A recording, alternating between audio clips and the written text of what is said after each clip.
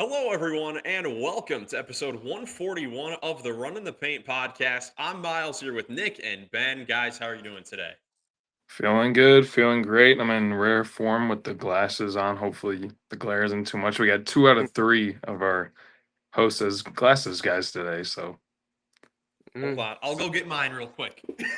Wow, go we full really glasses. locked in today. Absolutely locked in. There About to we get go. We got the Oh full, wow, that's the great. full, the spectacle squad right here. all from spectacle squad episode. yes, all from different places. Nick, of course, is back home in Ohio. Ben, you're in Michigan, correct? Yeah, vacation That's in right. And I'm Michigan. current.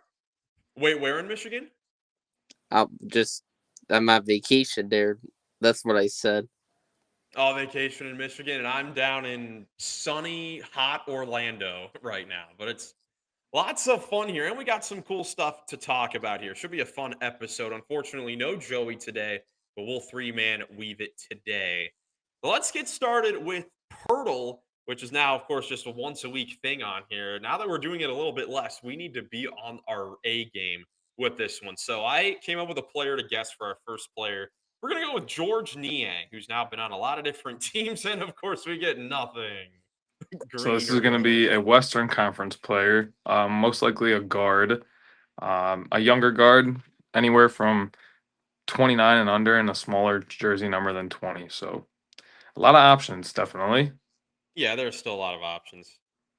Let's see. Just so a younger guard in the East that's not in the Atlantic Division. In the West, right? We would have got the West. comp. Oh, Yeah, so it's in the sorry. In the West. West. In the West. Yeah, you're right. You're right. I don't know why, but West. De'Aaron Fox came to my head off the rip. D Fox. He would fit. I mean, we're so far off from knowing who this guy is. That might not be bad. Let's just At throw least it out Fox can get there. us a couple teams. Yeah. Let's go with De'Aaron Fox. Okay, so Southwestern guard that's 6'2" or 6'1", either 26 or 25 years old, and has a number between 7 and 17 in the So this is going to Southwest. be the Mavericks, the Spurs, the Rockets, the The Suns, Pelicans and the Pelicans. or the Grizzlies too. Oh, my bad, not the Suns. Suns are Pacific. Oh Southwest. Okay. man, I thought 26, Jaden 20. Hardy might fit, but I'm not. He might be number 0. Yeah, I think he's number 1 for Dallas. Yeah, Dallas But has that's a. not a bad guess though. That's not a bad guess. Okay, a short guard who's 26 or 25. Is Uh Milton still on the Lakers? he got waived today Okay. actually. We'll talk about that later. Um let's Ooh, see. Houston. No, because Fred Van Fleet's older. I think we've had him recently on here. we did have Grizzly. Fred. Not going to be Scottie Pippen Jr. Not on the We've already Spurs either. We can rule out CP. Well, he's older and he's on a is new there any team. chance this could be Ja? I don't know. Ja Morant. I think Oh, you know Jaws. what? It could be. I think he's listed. He's not listed at 6'1" or below. Yeah, is he 6'3"? Ja could be 6'3". So this is 6'2" or Is 6'1". yeah, 6'2" or 6'1", 26 or 25 I wouldn't years mind old. guessing Ja. He could be 6'2". We want to go for it? What do we Do you think? have I mean, I anyone don't else who know. fits? I can't think of anyone else right now. Like, let's see, New Orleans, Jose Alvarado, but I think he came into the league when he was older. All It's right, let's see either where like Ja. Jose or Ja. All right, we'll try Ja Morant, see if we can get him. And we got him. Nice. Oh, let's go. Ja Morant. Ja Morant in 3. Good call there, Ben. That was nice. Ja Morant in 3. Let us know how long it took you guys to get Ja Morant. Let's talk about a couple of these transactions. Reference them a little bit with trying to figure out who this player was. I guess let's start off with the Clippers once again. It feels like we've been talking about them so much this offseason. Once again, they make a big move by signing CP3. Chris Paul is back with the Clippers. He's going to play there for his 21st and final NBA season, going back to a place where he spent a good 6 years of his career.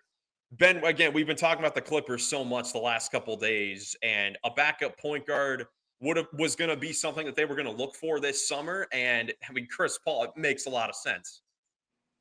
Yeah, it does make a lot of sense. I kind of saw it coming, and it's a nice move. He'll be a good backup point guard for them. I'm excited for that reunion.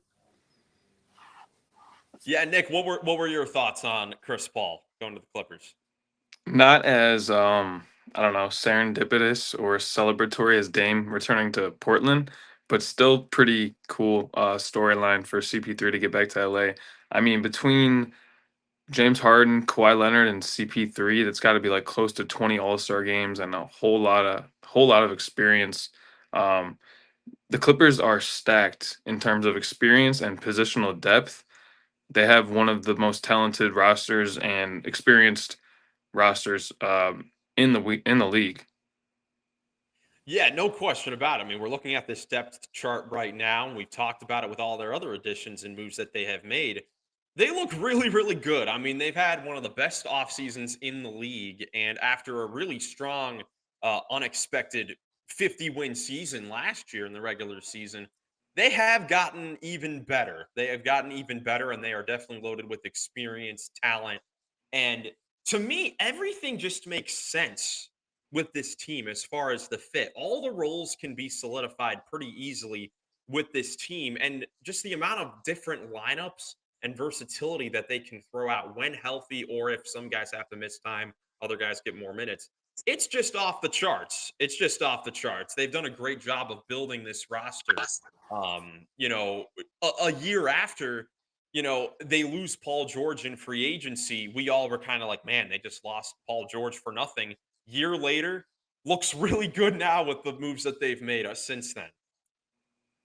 Yeah, I mean, you're talking about a team who's got Chris Dunn and Nick Batum as their eighth or as their ninth and 10th guys potentially. If you put that graphic back up, I mean, you got a three-headed attack in the backcourt with Beal, Harden, and Paul, who are all like unselfish players who can get a bucket whenever they want.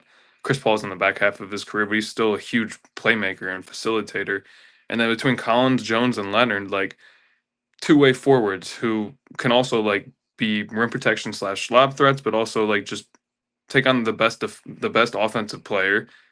And then Zoo and Brooke Lopez are both going to be stretch bigs. That's everyone, like you said, knows their role. Yeah, and they can all kind of play together as well. Like even Zubats and Brooke Lopez. I don't know about Zubats spacing the floor out there, but dude, Lopez, I was combining them. Lopez and Zubats together on the floor. I think it could work with having some mega big lineups, which is going to be important against these other competitive teams that they're going to go against in their pursuit for a championship. Because really, with the way this team looks now, with their age and that really just their contract situation, they are lining themselves up to be completely freed up in the books for, I believe, next year's summer or maybe the 2027 off season. So it's kind of a 2 years with this team to win it or lose it. And, they have a really good team. There's no question about that, Ben. I mean, what are your thoughts on the overall depth now that the Clippers have put together this summer? I really like the overall depth. I mean, I think that's the kind of depth you gotta put together if you want to try to compete and win a title. And I really like the depth they got put together, and they have multiple good defenders and just guys that can fill different roles. So I really like it for them. Yeah, so obviously, keep saying it. They look really, really good. But there definitely can be some concerns as well. I mean, Nick, they do have a lot of experience, but with that, they're also extremely old. They like really old. I mean, Chris Paul, I think what is he now 40 officially? I think he just finished up his 40 season, obviously playing in his 21st season. James Harden, Kawhi Leonard, Brooke Lopez, Nick Batum. I mean, even Chris Dunn, Bradley Beal. I mean, these are all guys that are in the back half of their career and up there in age. And we've seen over the last couple years how the old teams, although they do have the experience, may not have the most success when it actually comes to needing to win on the floor. Yeah, they got some vets. That's for sure. How much of it was by design versus window of opportunity, I don't know, but like you said, they're really good on paper, and the only thing to be really concerned about when it comes with age and experience like that is injuries for one, and the Clippers are no stranger to dealing with those issues. And then, like, if you run into a team like Indiana, who just likes to get up and down, that would be the other thing. Like, if you have Lopez and Zoo out there together, good luck keeping up with Siakam and Tyrese Halliburton. But those are the two only things. Like if they can find a way to like over the course of 82 games figure out an identity and slow things down and make sure that their half court offense and defense are solid, then um, their runway for 2 years is basically like how that's all a runway really exists in today's NBA anymore, anyways.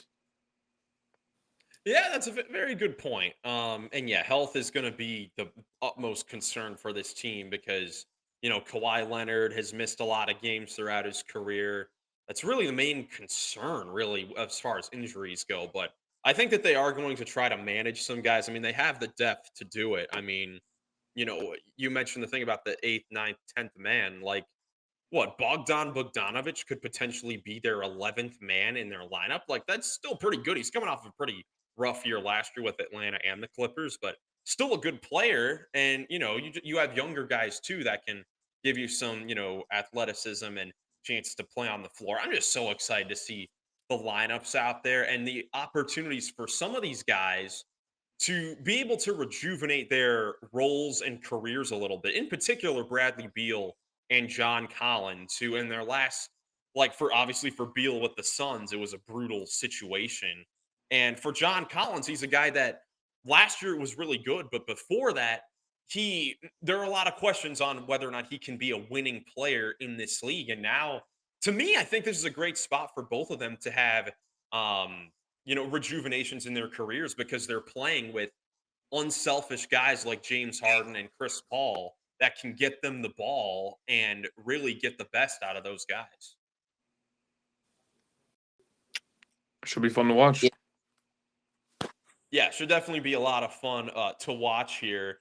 The other team in LA, the Lakers, also made a pretty good move as well, getting Marcus Smart, who got bought out by the Washington Wizards and signs essentially a 1-year deal. It has a player option to go to the Lakers. The Lakers waived both Shake Milton and Jordan Goodman in order to clear the cap space to sign Marcus Smart. So, Ben, what do you think about this move of Marcus Smart to the Lakers? Of course, a longtime Celtic who, after getting traded by them in 2023, hasn't really played a whole lot of basketball the last couple of years for the Grizzlies and the Wizards, but can, still potentially be a very valuable piece, especially on the defensive end. yeah, it's a great signing. They really needed some more defense and a pretty good defender after losing a pretty good defender, Dorian Finney-Smith, and Marcus Smart. I guess he's not as good as what he was on Boston, but I mean, he still played pretty good defense, make a big impact there. Space the floor at times, do some ball handling, and for Bronny, I mean, that's going to be great for LeBron's son, Bronny, because Bronny's kind of, modeling his game after Marcus Smart. And he just learned even more from Marcus Smart, which will be great for him. Yeah, definitely could be good on those fronts as well. Nick, what were your thoughts when you saw this? A couple of well, dang, a couple of vet point guards headed to LA. Yeah, I think Ben made a really good point about Bronny. I think that'll be something really huge. I mean, we saw Bronny play pretty well in the summer league this year, and we don't know what's going to happen with that. But I like the move for the Lakers because Marcus Smart was a guy who made a huge impact in Boston and was transformational and like creating their team that won the title. Was shipped out of Boston right before that, but hopefully can like sort of not remake a name for himself like you were talking about in Bradley Beal, because I mean a former defensive player of the year has a ton of respect in the league, but like just hasn't had the opportunity due to injury in Memphis and then role and opportunity in Washington. So like hoping he can get back to being a high level player on a winning team in LA. Yeah, absolutely. I like the signing. The Bronny thing is definitely interesting because he could definitely benefit from a guy like Marcus Smart.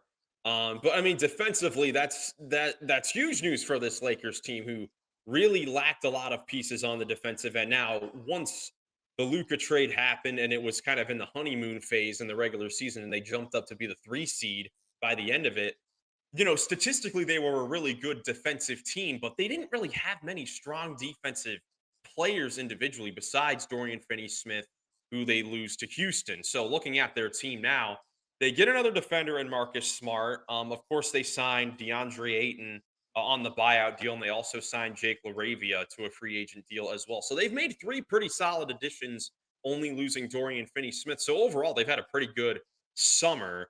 Overall, how does it improve their potential chance to do something in the playoffs? I'm not too sure. I definitely think it helps them, but I'm not sure how much it helps them. Ben, what are your thoughts on that? I think what they've done this offseason has just been, all right. It's not like been an amazing offseason, but I think, you know, they're gonna be able to compete and be a good team in the West, but I don't really think they're contenders still heading into the year, even after this offseason, in my opinion. But they're gonna be interesting though. Yeah, Nick, what do you think about the Lakers overall with their offseason and the moves that they have made? I would just kind of echo what Ben said. It's been pretty mediocre, and I don't think it really moves the needle for them in terms of being championship level contenders. Yeah, I think absolutely. And that was going to go into the next question, which has been talked about a lot over the years. But I think it makes sense to bring it up with these two teams making moves this off season with the Lakers and the Clippers. Who is the best team in LA now? Is it clearly the Clippers? Because to me, it is. Ben, what do you think? Yeah, I gotta agree, Miles. Clearly, to me, it's the Clippers. They just have definitely the better depth. Have great depth, multiple great defenders, unlike the Los Angeles Lakers. And I mean, I know the Lakers got Luca, LeBron, but I would have to give the edge with their top end talent to Kawhi and Harden, I guess. And now they got Bradley Beal too. That helps too with their scoring and their center rotation too is also way better than the Lakers in my opinion. Zubac is obviously pretty good and underrated, and Brooke Lopez. I mean, I think he's around as good as like DeAndre Ayton for right now. Definitely interesting. Nick, what do you think? Uh, are the Clippers better? Yes, I think it's pretty obvious that um, on paper and in terms of like projections, it should be the Clippers over the Lakers any day by anybody who knows anything. But it might not show up like in the standings as being as big of a gap as you know what you may seem because the Lakers have been together. They're starting five minus Luca. Well, is we'll see if Aiton starts for them, but like Austin Reeves, Roy, or Rui, LeBron, like those guys have been playing together for a few years already now. They're gonna win games. They added Luca. They're gonna win games. So it might not be as huge of a disparity in terms of like standings between the two teams, but by the end of the season, yeah, I would pick the Clippers by like a handful of games, if not more. I think that's a perfect way to put it because I would probably agree. In the regular season, because the Clippers are an old team that will probably face some injuries and different lineups a lot. Regular season, they may not have an insane record or anything like that. It may be right around the Lakers, but when it comes to playoff time, because of the versatility and their defense and their top end talent, I think that they definitely have a chance to win a championship. And like that top end talent, of course, Luka Doncic and LeBron is incredible, in theory. But again, it's like I said earlier, like the Clippers just it makes sense. Like everything fits.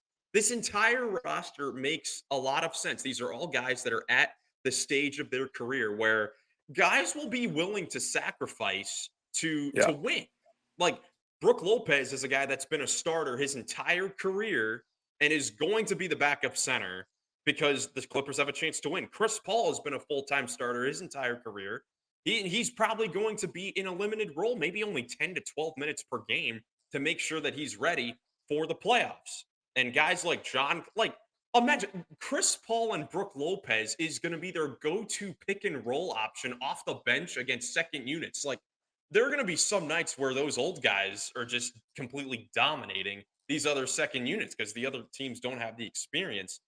The Lakers to me don't make sense like as far as a fit goes. I don't think it makes sense. They don't besides Marcus Smart and Jared Vanderbilt, they do not have defenders on their team, and those two guys I just mentioned miss a ton of games.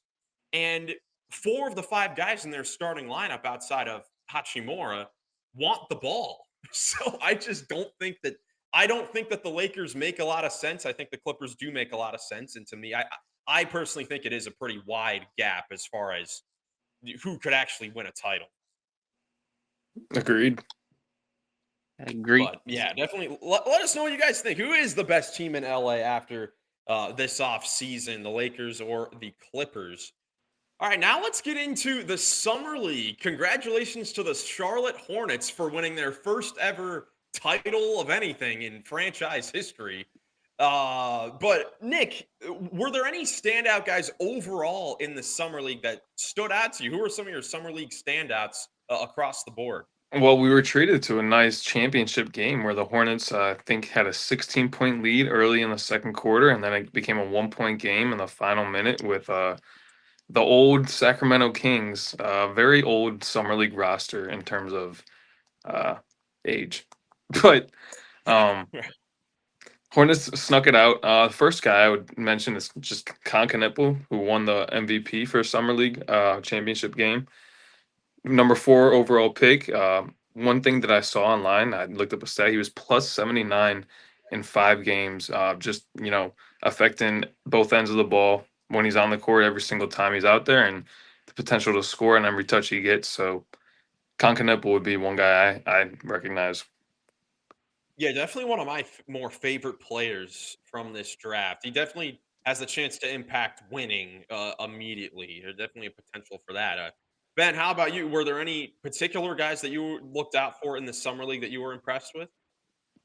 Well, two guys I was just so impressed with were a few second year guys that just dominated. Kyle Filipowski of the Jazz and Terrence Shannon Jr. of the Timberwolves. I mean, with the way those guys just played at times, to me they looked like they were like too good for summer league. I mean, they were just unbelievable with their scoring and played great offensively too. I was just really impressed with the way those second year guys dominated, and for those teams, it's exactly what you want to see if you're second year guys if they're doing summer league.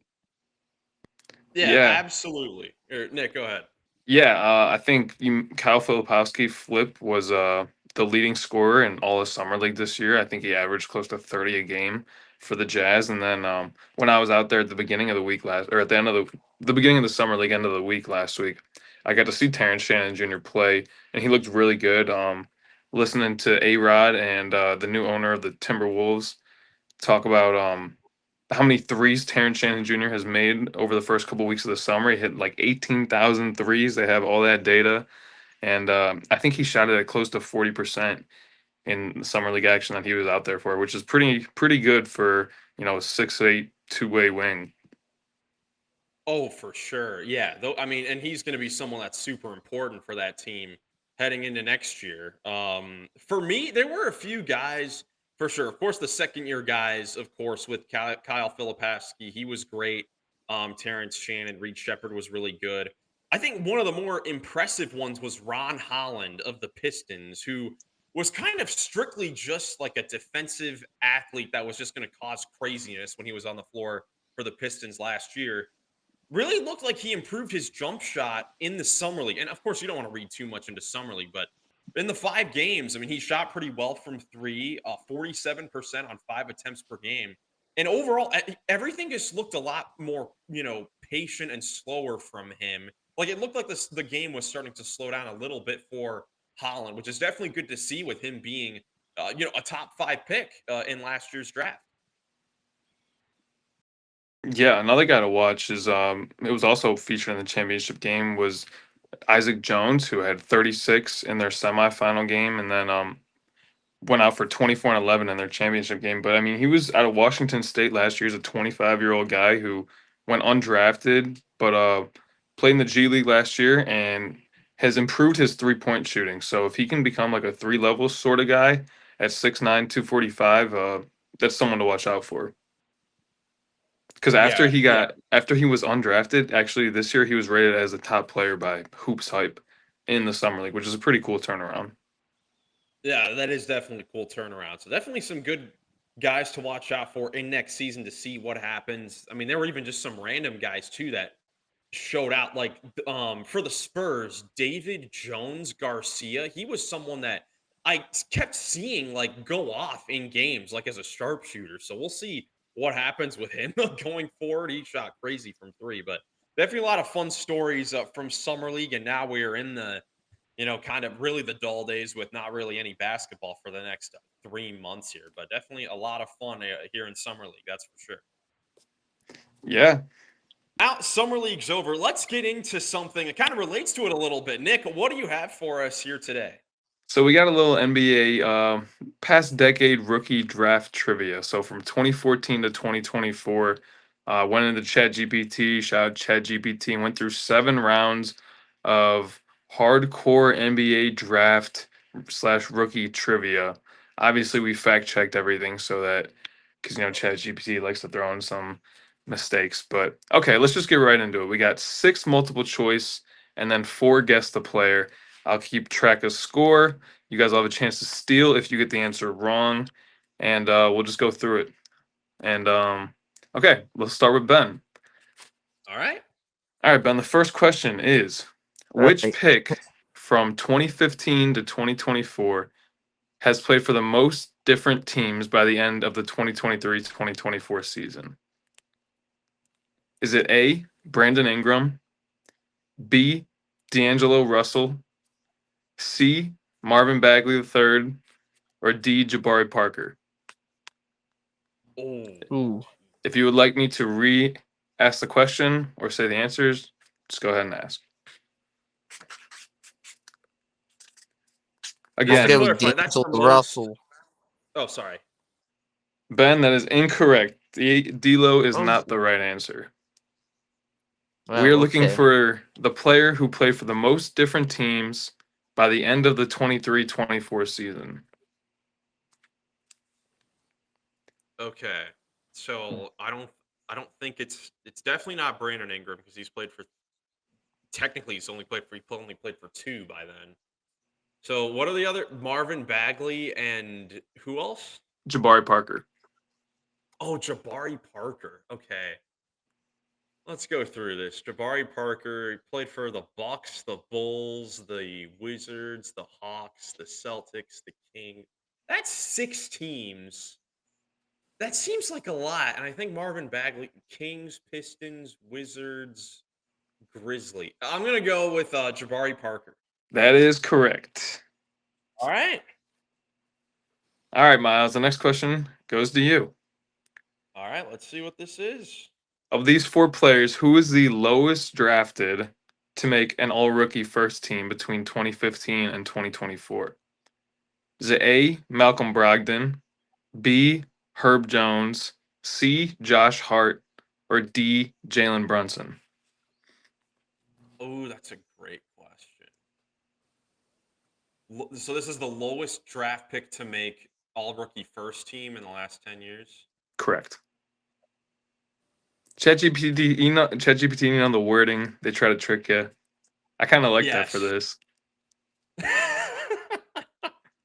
I did not do any I mean, edits it's in terms of misleading wording. right, right.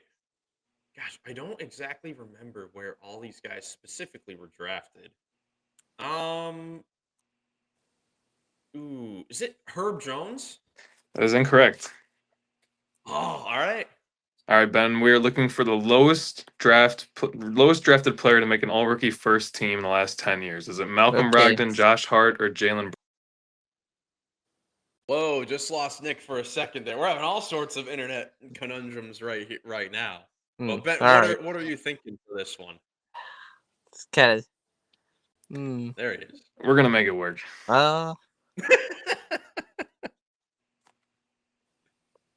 It's kind of tricky ones. Uh.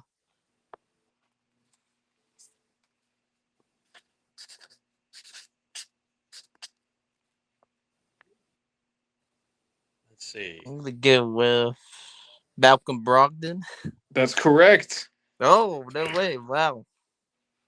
Malcolm Let's Brogdon go. was the number 36 overall pick in the second round of 2016. He also won the Rookie of the Year that year. Yeah, everyone Rookie of the Year. All right, Miles, we're back to you. So, just a quick update. No, Ben has. no. This should be Ben's because he stole from me. Oh, Yeah. okay. All right, Don't Ben. want to cheat him. Don't want to cheat Ben here. Which player was drafted in the second round of 2021 and started the most games as a rookie? Was it Herb Jones, Ayu Dosunmu, Jeremiah Robinson Earl, or Jared Butler? Ooh. That's a really good question. So I have the scoreboard. It's one for Ben, one for Miles, and then I have GPT. So far, I was 0.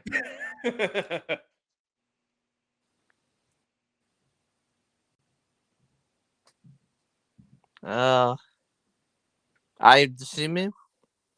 Not Ayu Dosunmu. That's funny. That's who I would have thought as well. So okay. So Drafted in the second Jeremiah round of 2021 and started the most games as a rookie. Herb Jones, Robinson Earl, or Jared Butler?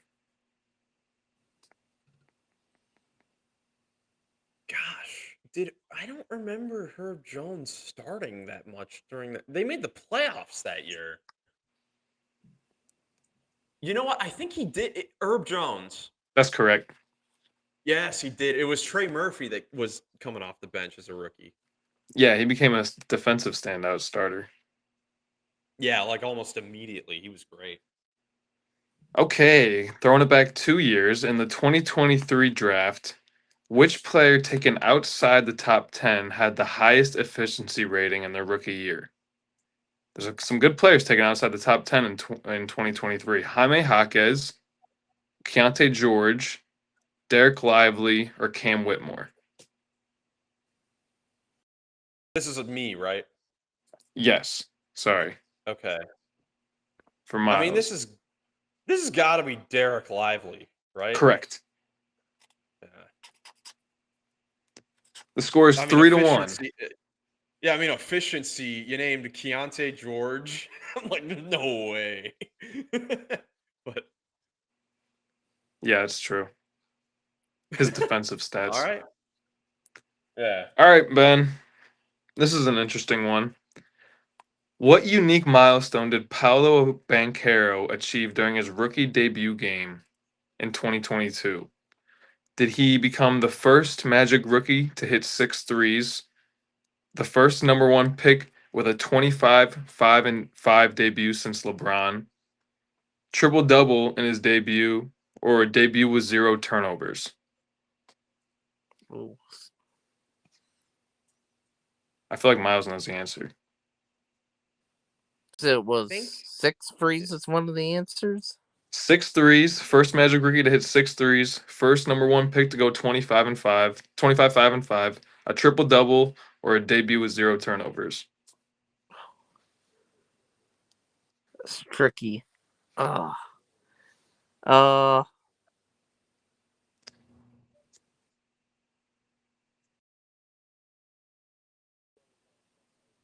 going with the 0 turnover one. That's incorrect. Jeez. I think if I remember correctly, it's the 25-5-5. Yep.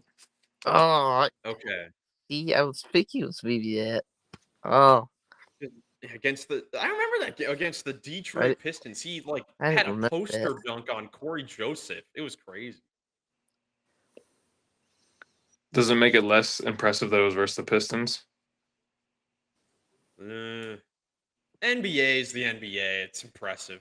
It's All right, we're throwing it back to Miles. This is the last multiple choice. all right. This 2020 lottery pick was traded before ever playing a game for the team that drafted him, not due to injury, but due to roster depth. Was it Denny Advia, Tyrese Halliburton, Jalen Smith, or Josh Green? Oh jeez. I want to Maybe say I think the wording might be wrong on this. I don't think he was traded before ever playing, but he was definitely traded due to depth and not injury. tra- It's does Denny, it. I mean, I guess Tyrese. there's no quality. Is there like was this guy just traded on draft night? No, he was traded halfway through the season because he got squeezed out of the rotation.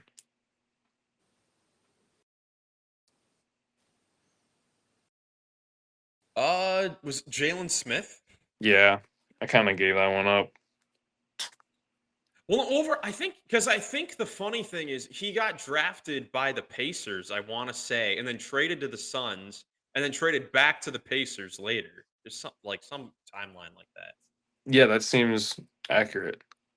Yeah. All right, we're moving into part 2. So this time I'm just going to give you hints about the player, and when I stop or whenever you feel like guessing, you can guess. But we're going to go with the same form. Ben has a chance to guess first and then steal. Okay. Cool. All right, Ben. This first player was the 2017 National High School Player of the Year. He was drafted in the first round after nearly slipping out of the lottery and missed his entire rookie season due to injury. But in year 4, he became a full-time starter. Can you name that player? Ooh.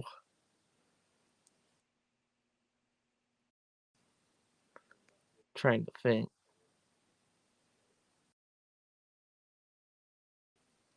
It's a tricky one.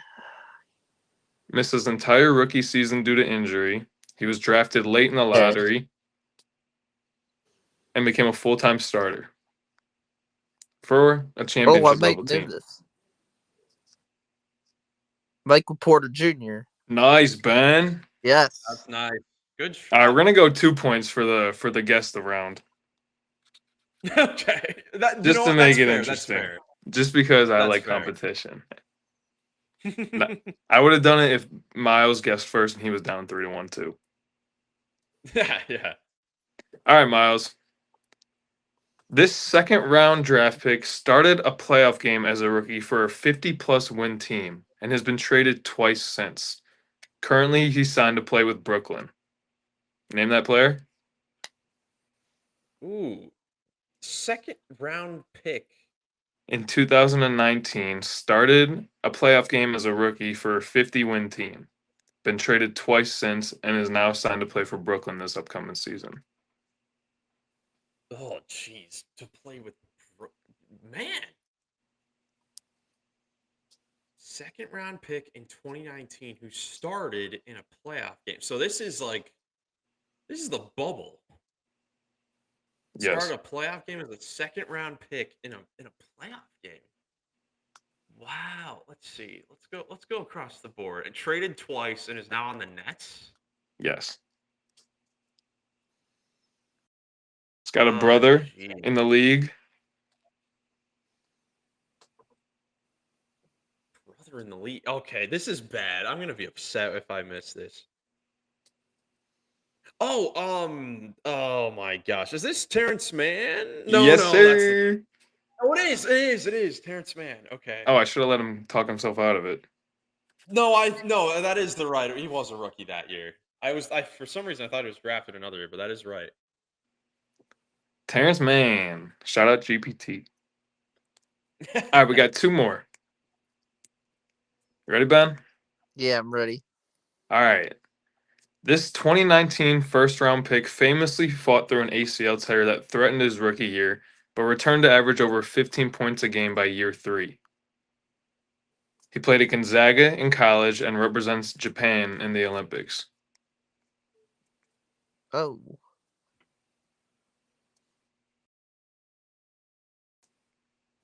Might do this. Is it really? Yes, sir. Yeah. Yep. All right, a quick score update. Miles holds a slim lead, 7-5, with one pick left. If Oh. Ben gets a steal, he can go for a tie, and we'll have to figure out what we do for a tiebreaker.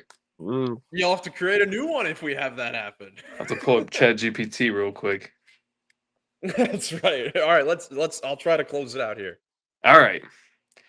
Which draft pick taken after 2015 became the quickest player to reach 1,000 career three-pointers? Let's start with that. Ooh. Which player taken after 2015 was the first to hit The the quickest quickest? Was the quickest? Okay. to reach 1,000 career threes. He was a college player of the year and led his team to a Final Four, a former three-point champion of the All-Star game. I want to say this is Buddy Hield. Yeah, it's Buddy Hield. Yes. Sweet. I thought that those are good ones though. Chat GPT. Shout out to that. Those are good questions. Yeah, we'll have to do it again. Yeah, we definitely will when Joey is here too. That was great. Thanks for the trivia. We will definitely have more of that coming up later. That's for sure. Good stuff. Absolutely. Well, now let's get into part 3 of the Run in the Paint NBA jersey bracket. Skipped it a little in the last episode because, let's just be real. Certain circumstances in Boone, North Carolina prevented me from being able to do it that day. But today we have got it. Today we are going back into the Eastern Conference and we are going over to the Central Division, starting off with the Chicago Bulls. Now, of course, Joey isn't here to have the division of his hometown team, but we'll try to pick the best teams for him, or the best jerseys here. So, quick reminder, if this is your first time watching one of these, we have gone through every single team's jersey in their franchise history in 4 different categories, and we are going to pick the best ones here to kind of represent them going forward in a little bit of a bracket that we will create later. So far we've done the Atlantic and the Northwest division. So now we are Correct. doing the Central division, starting off with doubles. So, you guys ready to get started? Yeah, and I do have to Yeah. say, Joey is our jersey expert on the pod, and we hope we do him proud in this segment here. Oh, yeah, for sure. Absolutely. So, let's get into the Bulls, who are a historic team, of course. Usually on this first screen, I put all the logos, like 3 logos of the team, but the Bulls, they've gone with that same look. And why would they do anything else? Because they have some of the best looks in the game. They've had the same home and away jerseys for 40 years. So, in my opinion, I feel like that's what we have to go with, these jerseys that have been around for 40 years. But what do you guys think? I agree. I They're agree. iconic. Yeah, iconic. So 85 to present. I mean, that just sounds great. They've had the same jerseys for 40 years, but those are definitely iconic. So now let's go to the alternates, which are all black Bulls jerseys, and some of them are definitely similar. But what do you guys think here with these 3 alternates? Personally, I like the middle ones. Not just because D Rose is one of my favorite players of my childhood, but I like the script. I like the little waistband is multicolored, and then the trim on the sides of the pants. It's like a little diamond shaped sort of thing going on. I really like the colors and the See, I like it balance. too, Ben. Ben, what do you think? Uh,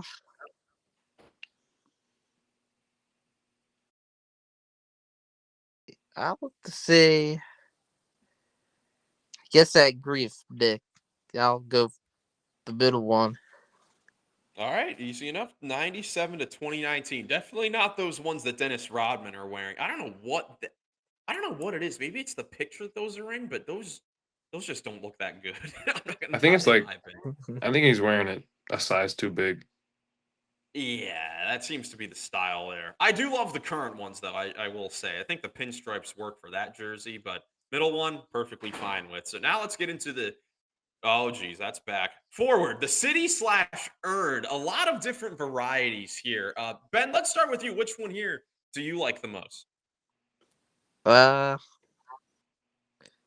trying to take a quick look for this. Man, I actually really like the 21-22 one that Lonzo in. Is in that like stands out and looks cool to me, I guess. Okay, Nick, how about you? Yeah, I also agree. I like the Chicago script that Lori and Lonzo are wearing. If I had to pick one, it would be the white one that Zach LaVine is wearing. I think that one pops, and I really like the red number combo. Ooh, okay. This is we all have three different favorites. My favorite is the 18-19 one that Robin Lopez is wearing, the black one with the Chicago flag. I honestly really like it, but let's see. Well, I guess kind of out of those three, oh man, those all do look pretty good. I don't know what I would lean towards with here. I I would guess what lean are with your Ben. second and third favorites? The script is my second. Okay, so Okay. 21-22. Let's go with that then. All right. 21-22. Cool, because I do like those as well. All right, now special jerseys. Bulls are one of the teams that have a lot of St. Patrick's Day jerseys, and they've played in a lot of Christmas games. So, whew, they've Miles, got a what lot of stands them. out to you? Oh my gosh, honestly, not a whole lot. I'm not a huge fan of these myself. Um, Man, what kind of stands out? Honestly, that's the thing. None of these really stand out to me, in my personal opinion. I don't know if I'm a hater. None of these really stand out the most to me personally. I don't really, I don't really have an answer. Those 2015 Christmas ones, the ones below Yeah, those Joakim Noah. yeah, the classic script right there. Yeah, those are good. You can never go wrong with those. The 2015 and 2016 Christmas ones, you can't go wrong with. So I'm not mad at those. But Ben, what do you like out of this crop we have here? I would have to pick the 2015 Christmas jersey. All right, 2015 Christmas it is. And now we have our wild card where we can select one from any other category. So were there oh well, I guess if you guys really liked the 22-23, we can go with that one. Ben, did you like that as like your second favorite? What was your second favorite out of like some of these other ones? Uh, I would go 22-23, sure. All right. Easy there. 22-23 City. So for the Bulls, we've got the classic 1985 to present home and away, the 97 to 2019 alternates, 21-22 and 22-23 City jerseys, and then the 2015 Christmas one. So easy enough for the Chicago Bulls. Now let's get into our favorite team here on the podcast, the Cleveland Cavaliers, who going through and researching all these teams didn't realize the Cavs have a ton of jerseys. Like they have by far the most that we are going to look at here. So this is going to be a lot of fun. There are definitely a lot of variations. So starting off, of course, with the home and away. Well, where do we want to start here, Nick? What do you like out of the Cavs home and away jerseys? Well, the ones behind me are my all-time favorite. So I would have to say those. A close second would be the pictured Z and LeBron with the 03 to 10. Just because of, having LeBron here, changing everything to be, different as soon as he like changing the colors of going wine and gold just because, we drafted LeBron James. I think that really there's two different areas here. You see blue and orange up top and then wine and gold down low. So I would pick the second one and then the first one. All right, Ben, how about you? What do you like out of this? I pretty much agree with Nick. My first choice would be like the 87-94 ones. Okay, then 87 to 94 it is. I'm trying to think looking ahead because I would probably agree. The jersey that's behind Nick, where it has the number, but you can't really see it on his screen, but it has the Cavs logo with the like V basket. And I'm pretty sure that's a special jersey that we will find. Yeah, there it is right there. Those are amazing. Those I'm pretty sure are categorized under the specials, which we could go to later. Yeah.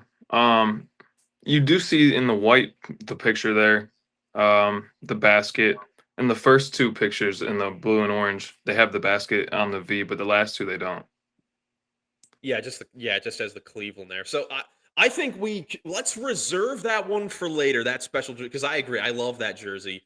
Let's go with the '03 to 2010 home and away because those are probably my That works. favorite Okay. Yeah, out of this. And sounds then we'll good. go to those later because man, the '03 to 10, those are spectacular. And we might pick another jersey from that era coming up next with the alternate jerseys. But of course, there are some other heavy hitters here for Cavs fans like ourselves. So what do we want from here? Yeah, I do love those blue alternates, but how can you pick against the title, the championship jerseys in 15, 17 that RJ is wearing right there? I mean, you win the first championship in 40 some years. I think the only sleeve jerseys, like Joey was saying last episode, there's only one sleeve jersey I like, and it's those for that reason. So Yeah, Ben, what do you think? I mean, should we have that in our minds as well, the story involved behind with the jersey, or should we just look at the jersey itself? Because the jersey itself, I mean, the jersey itself is nothing special, but the story is obviously very special. Yeah, the story is super special, but I don't know why the jersey actually does somehow like the most out of these. Wait, which one? Those jerseys? Yeah, it's 15, 17. All right, then let's go with it. Only right that we go with those ones. The 15 to 17 titles, black sleeve jerseys. That's where it started all. Now, anytime the Cavs are playing in a big game, usually they rock the blacks because of those jerseys. And it's just very, very iconic. So I know that's what Joey would have definitely selected because, like you said, Nick, those are the only really good sleeve jerseys because they actually meant something. So easy there. Now the City and Earn. Now this is another team, the Cavs, that has a wide variety. I mean, no two jerseys have like the exact same color. This is kind of crazy. But Ben, what do you like the most out of these? Ooh, it's a fun ones here. It's kind of tricky. Gotta pick one though, obviously, and I'm gonna have to go 23-24. I think I saw a Cavs home game where they wore those jerseys, and I think those look pretty cool. All right, Nick, how about yourself? I think they got it right last year with the blue. Those are really nice. The baby blues is a good color that we haven't really had in the rotation, and they made them look really good. I work for the Cavs Youth Sports this summer, and those are the jerseys that all the campers get every week, and those are the ones that they asked for last year after the camp. So I go with that one. Yeah, those ones did end up being really, really nice. I would probably go with last year's as well. But honestly, all the jerseys, like I think there are mixed opinions on probably all those jerseys besides last year's. Like I feel like I remember a lot of fans with last year's like all loving that jersey. The rest of them across the board, there were like some opinions. I like the one that Markkanen's got on because it's got the retro logo. Yeah, those were nice for the time, and the court was cool. I like the ones Deli's into. I love all those colors together. An unpopular opinion, I actually was a pretty big fan of the orange blue ones that Clarkson's in, but that could be a very unpopular opinion. But yeah, a lot of variation. So you gotta give the Cavs credit for that one. We go with 24-25, the baby blues. Now the special jerseys, there they are, the 09-10. We're just writing that down right now. Yeah, write it down. Yeah, Dang, absolutely. that Now the jersey's that wild old, card. man. Yeah, jersey's now This like says 16 years. Yep. this says 88, 89 on it, but they definitely wore them, 09, 10. Oh yeah, they wore them that season as well, and it has the 23. It's LeBron, so Oh it's yeah, gotta yeah, be I know. the I'm just most. saying it's from I guess the 88, 89 era. Oh yeah, they might have switched it from the V basket to the Cleveland there. But a lot of cool, like the 08, 09 ones, I really love too. I don't, those are really nice as well. But what do we want our wild card Cavs jersey to be? What's like the runner up of all these? Um, is it these 05 to 10 blue alternates,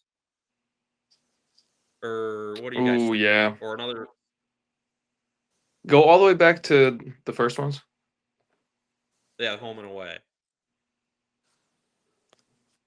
Yeah, I would pick the blue alternates.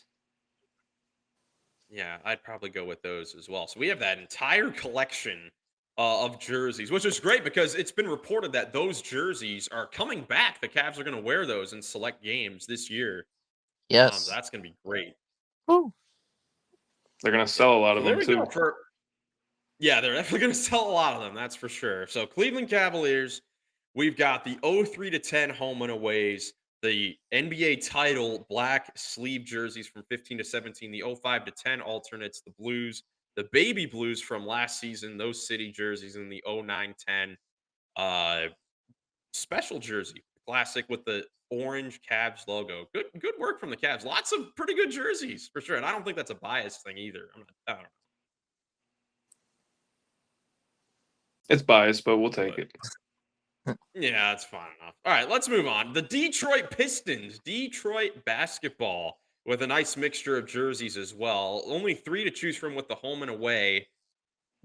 Did we go? I mean, they're another team that has worn the same stuff, the same jerseys for a while now. What do we like from here?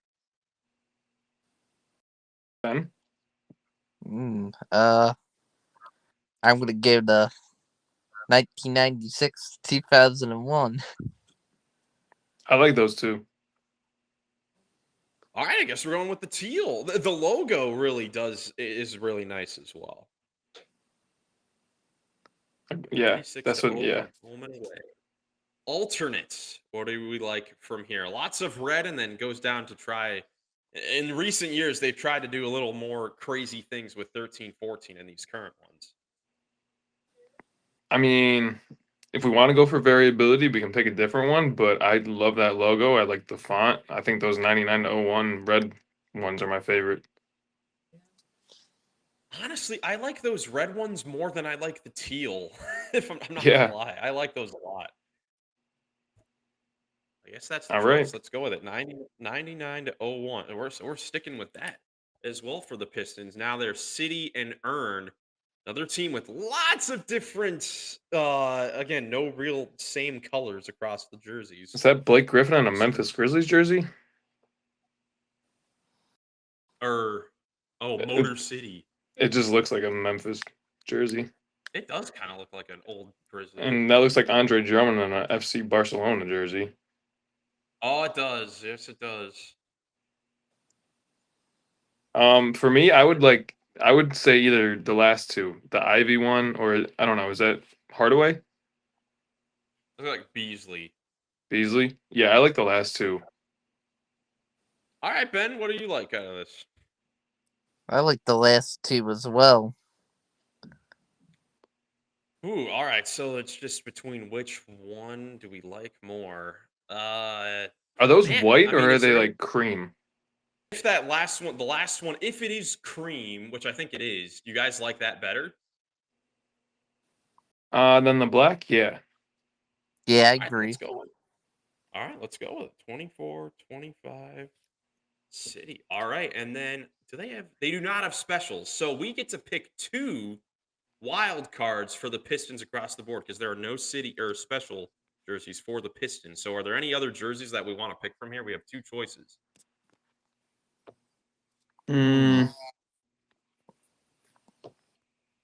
I mean, I guess we could pick that other one, 23, 24. yeah, that'd be Yeah, one we'll for do sure. that. So 23, 24 City, and then one more that we really like.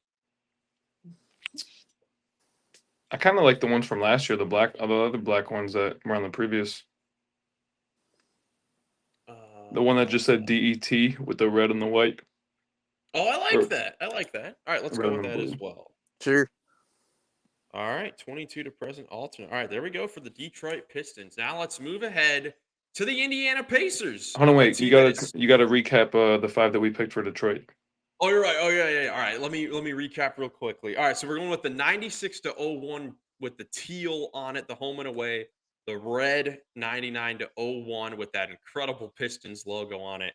24-25 and 23-24 cities, and then the current statement alternate jersey. So that's it for the Detroit Pistons. Now, the Indiana Pacers, who have stuck with their look of the blue and gold over really their entire history here. What do we want to pick from their home and away sets? I don't know. Those pinstripes, late 90s, early 2000s, are pretty iconic. They are definitely iconic. Ben, what do you like here for the Pacers? Uh,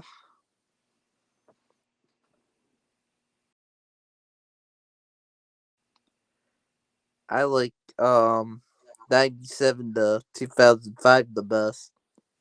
All right, then we're going with the pinstripes. Going a lot of retro today here with all these teams in the Central Division. Alternates, whole lot of gold on here. Which one do you like, Miles? Honestly, I really like the current ones a lot.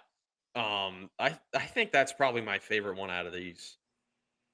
I agree. Siakam makes it I look good agree. with the white trim and the headband. The white trim is good. Yeah. All right. So the current alternates for the Pacers, and then City and Earned. They've got the full max 10 possible options for City and Earned. I really like what the most recent ones are. Those black 23-24 ones are my favorite, though. Ooh, those are nice. Those are definitely nice. Ben, what stands out to you? Black 23, 24 ones are my favorites too. All right. Now we're in pretty good agreement right here. Those are definitely nice ones as well. Some of those other ones look cool, but we could pick one for the wild card if needed. I don't remember. Is this another team that doesn't? Oh, they do. They have the Hickory special jerseys, and that's really all they got. The white ones are the red ones with the gold or yellow shorts. If they just had red shorts, they'd be better. I'd pick those, but I have to pick white because I don't think that the other ones look good.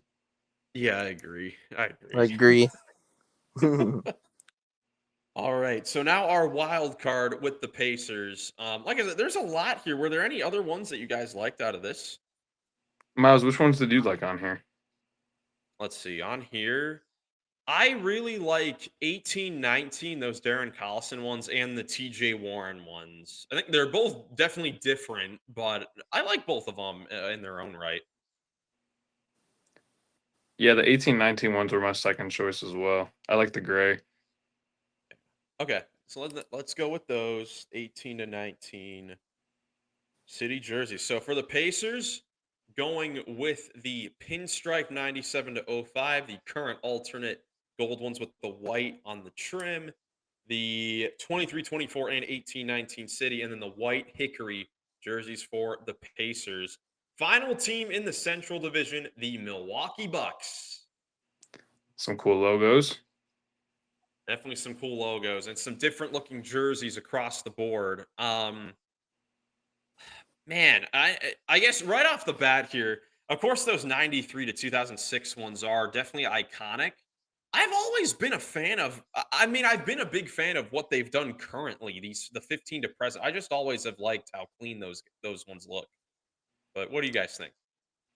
I gotta disagree with you, Miles. I mean, I think those are probably my third favorite, if not lower. I really like the 93 to 06. I would pick those obviously, but I like the red too, what they did right after in the like mid 2000s, early 2010s. I like the accent that the red gave with the green and the white. I just don't think that the current ones are like anything Okay, Ben, what do you think? I think 93 to 2006 epic remix. All righty. 93 to 06 home and away. Those purple ones definitely do look good. Now these alternates. Ooh, easy. What do you go with the green 95.99 one? Yeah, I think so as well. Those are definitely different, but they're nice. vintage. Oh yeah, those are definitely vintage. And then city/earn. And I think this is the last crop because I don't think that there are any more special jerseys for the Bucks. So what do we like here? There's a lot of blue. There's the cream city. There's that yellow one that's randomly in there for some reason. What do you guys think? Ben, starting with you. Ooh. I really like the 1920 Cream City. That's my choice. All right, Nick. Yeah, I like those a lot too. Those come in second, just behind the one that Dame has on right below. I really like those blue with the. It's almost like a teal. It's a bit of a lighter blue trim on the sleeves and the neckline. Yeah, I really love those too. I think we can go with both of them. We can go with both of them because if I All look right. ahead, yeah, there's Sure, there's yeah. no special jersey. So let's go with both of them, the 23-24 cities and then the cream cities from 19 to 20. As far as a wild card goes, are there any other ones? Whether from here or earlier? Hmm. I would have to vouch for those 06 to 15 ones on the first slide. Oh yeah, those home and away ones. Ben, how about you? Were there any on here or any cities or alternates that you liked? I went 06 to 15 like Nick. Those ones are pretty cool. All right, then let's go with it. So there we go. 93 to 2015, basically, their home and aways for that 22-year period. 95 to 99 alternates, 23-24 and 19-20 city. So that's it for the Bucks, and that's it for the Central Division. So we are now halfway through our jersey rankings here. So it's been a lot of fun so far. Now we'll go back to the Western Conference for the next one. Yeah, can't wait to continue this. It's been a fun series we came up with. For sure. But that is it for this episode. Thank you guys so much for watching it. You guys have anything else before we get out of here? Nope. Just really excited for the rest of the summer and looking forward to making our Eastern and Western Conference predictions at the end of the summer and everything else that we're gonna do in the upcoming episodes. I Oh, can't wait yeah. for And the our, and player all rankings too. Those are going to be crazy and controversial, possibly too. Yeah, we'll have our top 10 at each position and then that top 50 list, which is all collective. That's going to be a lot of fun. We'll have to see what all of us think about the current state of the league, but still a little bit to go till we get to all those rankings. Still in the dead of the offseason where we can have some more games like today because we've had some fun games these last few episodes. So we'll definitely keep it up. But thank you guys so much for watching. If you enjoyed, leave a like, subscribe for more NBA content. Hope you have a great rest of your day, and we will catch you in the next one. Peace. Peace.